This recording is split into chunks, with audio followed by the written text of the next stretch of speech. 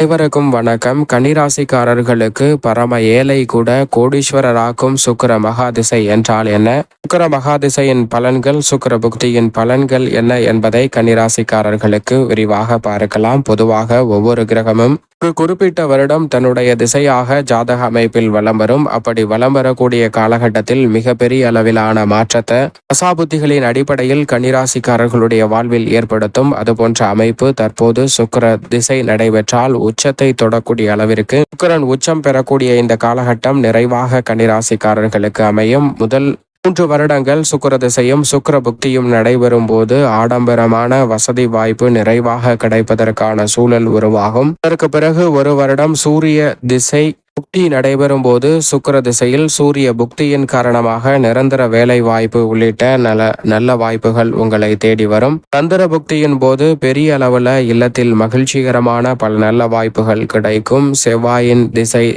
சுக்கிர திசை நடைபெறும் போது, செவ்வாயின் புக்தி நடைபெறும் போது சொந்தமாக வீடு தங்களுடைய பெயரில் அல்லது அசையும் அசையா சொத்துக்கள் புதிதாவது உங்களுடைய பெயரில் வாங்குவதற்கான யோகம் கன்னிராசிக்காரர்களுக்கு உறுதியாக கிடைக்கும். அதற்கு பிறகு ராகுவின் புத்தி 3 வருடம் நடைபெறும் போது பகைவர்களெல்லாம் கூட நண்பர்களாக மாறுவதற்கான நிறைவான யோகம் உங்களை தேடி வருங்க. குருவின் புக்தி நடைபெறும் போது குடும்பத்தில் பல்வேறு வகையான சுபகாரியங்கள் தடையில்லாமல் கன்னிராசிக்காரர்களுக்கு சிறப்பாக கைகூடும். நினைத்த காரியம் அனைத்தும் கனகச்சிதமாக நடைபெறுவதற்கான முதன்மையான யோகம் வலுவாக கிடைக்கும். அதோடு மட்டுமல்லாது அதற்கு பிறகு சுமார் 3 ஆண்டுகள் சனி புக்தி நடைபெறும் போது தொழில் ரீதியாக யாராலும் அசைக்க முடியாத அளவிற்கு வளர்ச்சி கிடைக்கும். அதை தொடர்ந்து புதன் புக்தியும் அதை மேலும் உறுதிப்படுத்தக்கூடிய வகையில் மிக சிறப்பான மாற்றத்தை நிச்சயமாக அள்ளி கொடுக்கும். ஏனென்றால் அவர் ராசியின் அதிபதியாக இருக்கிறார். இறுதியாக கேது புக்தி நடைபெறும் போது சற்று ஆன்மீக சிந்தனையுடன் இந்த சுக்கிர மகாதிசை நிறைவடைந்தாலும் சுக்கிர திசையோ சுக்கிர மகாதிசையோ